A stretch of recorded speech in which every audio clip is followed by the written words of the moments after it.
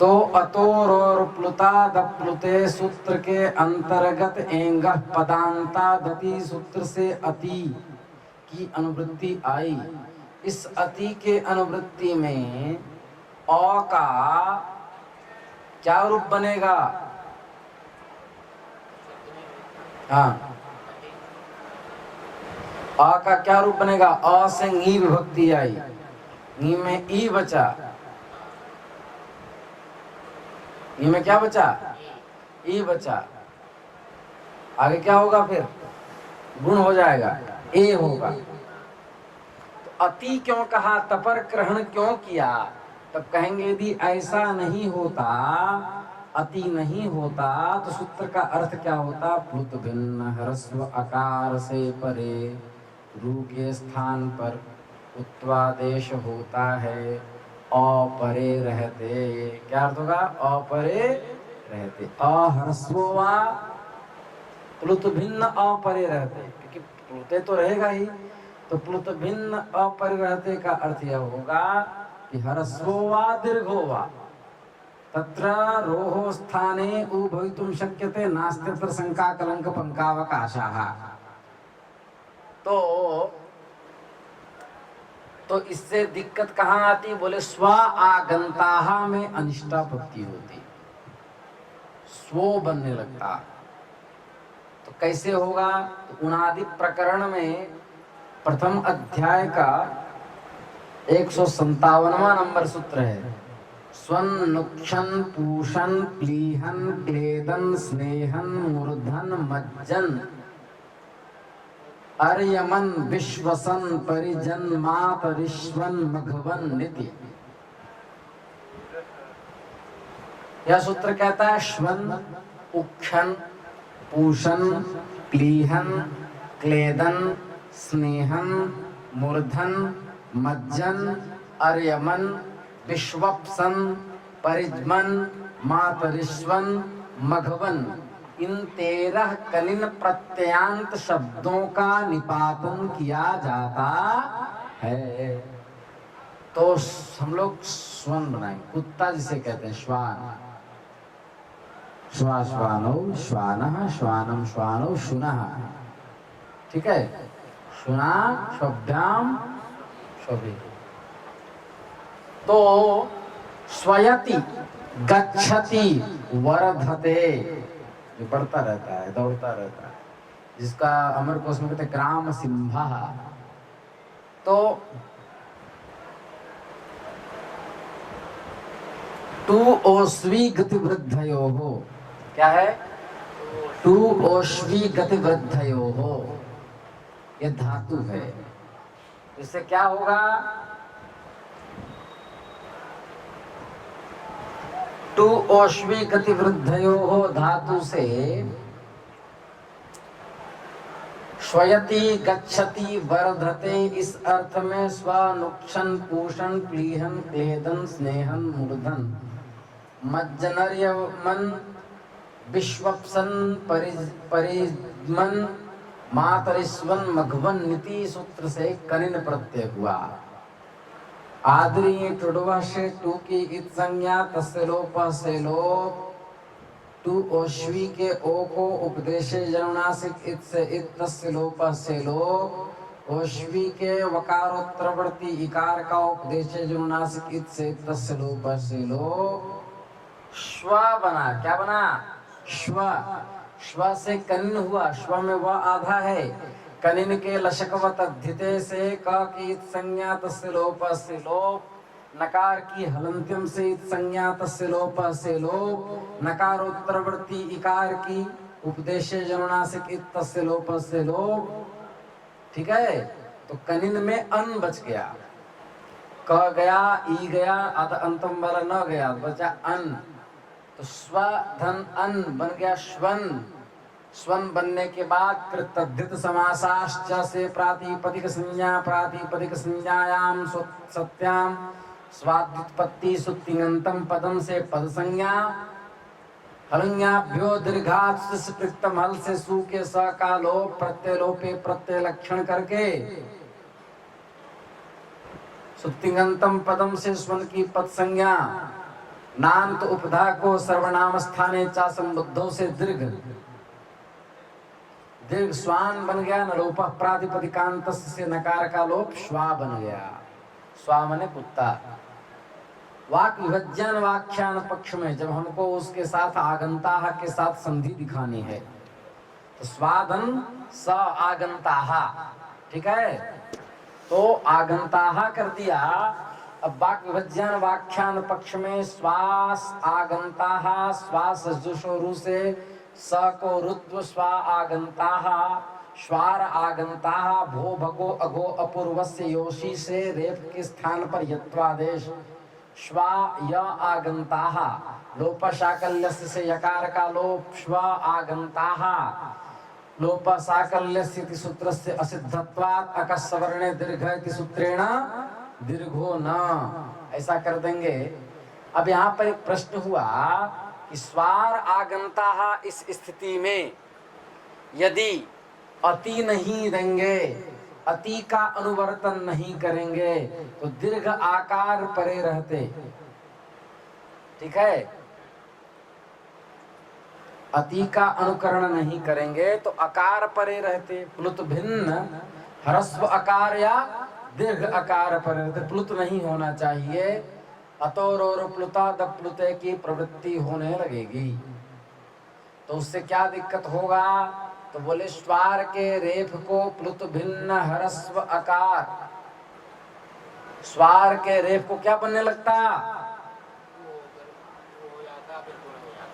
गुण हो जाता, तो स्व आगंताह बनने लगता, ठीक है, इसलिए वहां गुण न हो जाए, इसलिए ऐसा किया।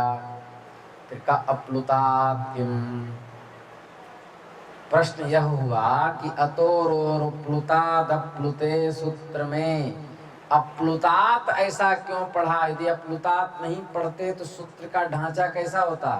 अतोरोर प्लुते, क्या होता सूत्र? अतोरोर प्लुते। अतोरोर प्लुते कहते तो क्या हानि थी? बोले तब कहेंगे अप्लुतात नहीं कहते तो अर्थ होता ह्रस्व आकार से परे। अभी अर्थ क्या होता था? प्लुत भिन्न ह्रस्व आकार से परे। अप्लुतात के अभाव में अर्थ होता। अब हम लोग अप्लुतात किम कहते, तो अप्लुतात किम मतलब प्लुत भिन्न ह्रस्व आकार, अभी तक अर्थ हो रहा था।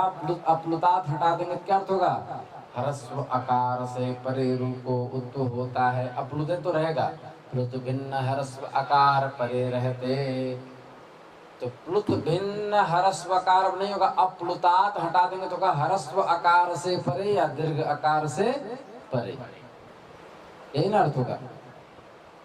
क्या अर्थ होगा? ह्रस्व आकार से परे कि दीर्घ आकार से परे?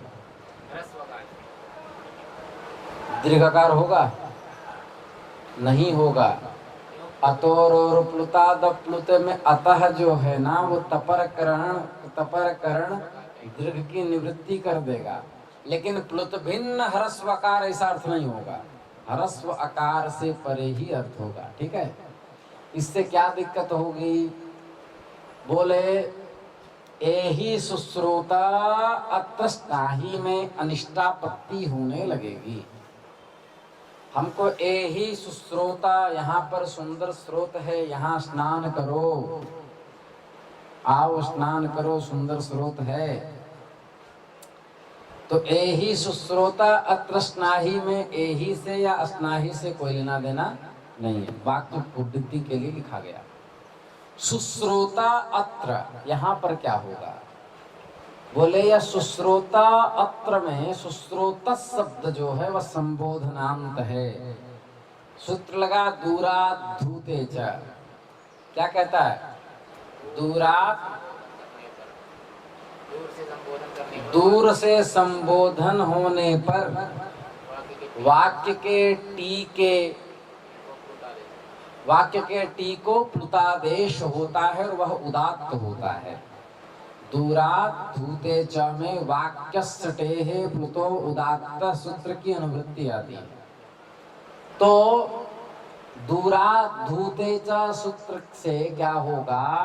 सुश्रोतस के तकारोत्तरवर्ती अस अचोन्त्यादि टी से टी संज्ञा, उस टी के अच को ही ह्रस्व दीर्घ प्लुत होता है। तो टी को क्या हो जाएगा, प्लुतादेश होगा। किससे, दूरा धूते च से टी में अस है, अस में अच हुआ अ, तो उसको प्लुतादेश होकर बना सुश्रोतस। क्या बना, सुश्रोतस। अब क्या हुआ, अब प्लुतात कहने से प्लुत भिन्न से परे ये अर्थ होता था। अब प्लुतात हटा दिए तो ह्रस्व आकार से परे। तो यहाँ तो प्लुत है, प्लुत भिन्न नहीं है, तो रू को उत्व की निवृत्ति हो जाएगी। समझ में आया कि नहीं समझ में आया? अतोर और प्लुताद प्लुतो में अप्लुतात नहीं कहेंगे, अप्लुतात नहीं कहेंगे। तो क्या होगा, प्लुत है, प्लुत है कि नहीं? अब प्लुत है तो प्लुत है तो उससे क्या हुआ, रू को उत्व की निवृत्ति हो जाएगी। होगी कि नहीं होगी? निवृत्ति क्यों होगी? क्योंकि अतोर और प्लुताद प्लुतो में अतः यह तपर करण है। तपर करण होने से ह्रस्व आकार, समझ गए? ह्रस्व आकार है कि नहीं? तो शंका तो बनी रह गई ना। शंका ये बनी रह गई, जब प्लुत हो ही गया, सुश्रोतस का त का आ का अकार, तो अब ह्रस्व तो रहा नहीं। तो अतोर और प्लुते में जो अतः पंचम्यंत है, जिसका अर्थ है ह्रस्व आकार से परे, प्लुत होने से अब ऐसे भी उत्व नहीं होगा। क्योंकि अब प्लुतात न भी रहे तो भी अतोर और प्लुताद प्लुतो में जो अतः यह पंचमी है, वो तपर ग्रहण सामर्थ्यात् प्लुत की निवृत्ति हो जाएगी। और तपर करना देव उत्वस्य निवृत्ति ही तरही अप्लुतात इति ग्रहणम व्यर्थम। समझ में आया? अप्लुतात ग्रहण क्या हो गया, व्यर्थ हो गया। तो बोला व्यर्थ नहीं होगा। प्लुतस्य असिद्धत्वात् अतः परः अयम्। यद्यपि प्लुत हो जाने से सुश्रुतस का तकारोत्तरवर्ती अह्रस्व नहीं रहता, तथापि जो दूरात् धूते चाहे वह 8-2-84 का है।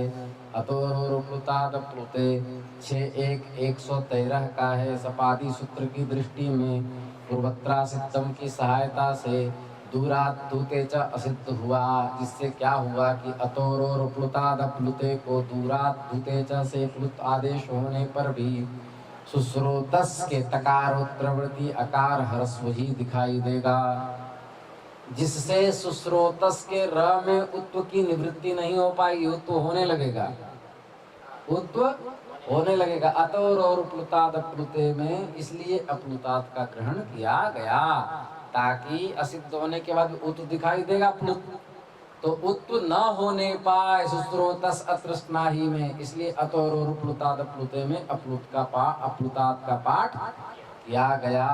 समझ में आया है? फिर प्रश्न हुआ, अब फिर प्रश्न हुआ कि जब प्लुत असिद्ध ही रहता है, अप्लुतात कहा ना, तो प्लुत शास्त्र तो असिद्ध है ना, दुराधूते च अतोर और प्लुताद प्लुते की दृष्टि में। तो प्लुत असिद्ध ही रहता है, तो उसके विद्यमान स्थल में उत्व रोकने के लिए अप्लुतात पद होने से कोई फायदा तो हुआ नहीं, क्योंकि वो असिद्ध ही है। दीक्षित जी कह रहे हैं अप्लुतात इति विशेषणे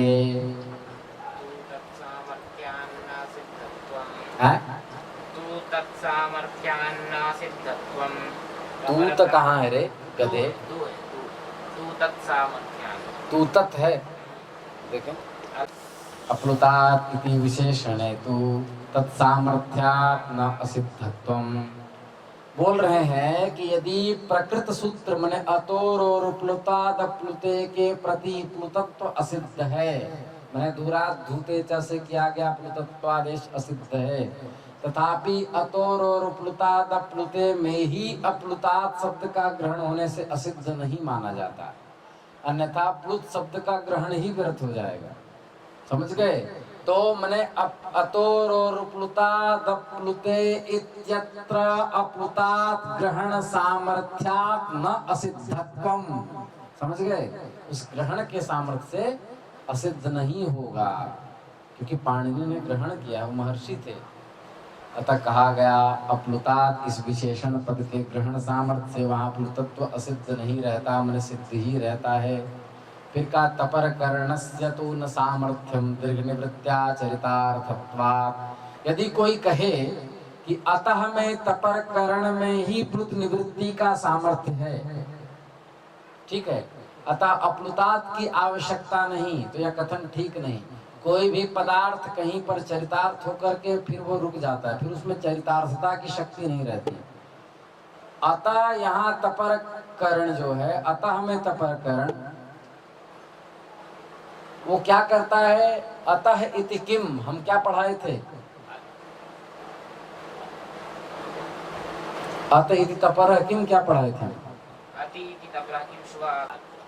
अतः इति तपर किम देवा अत्र, वहां पर तपर करण, यहाँ पर गलत लिखा है, वहां पर तपर करण करके देवा अत्र में देवो अत्र आदि अनिष्टापत्ति को रोकने के लिए वहां पर तपर ग्रहण चरितार्थ हो चुका है। कहाँ?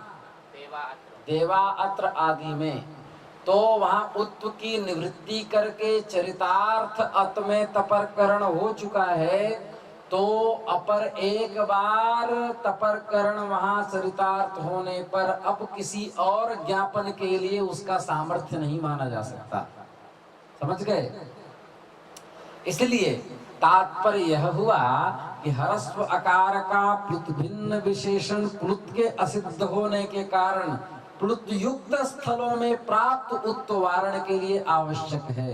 जहाँ प्लुत होने के बाद भी असिद्धत्वेपि प्लुतस्य आदेशः अभूत तत्रापि उत्व निवृत्तये तपर करणेपि अप्लुतात् इति पदस्य आवश्यकता वर्तते।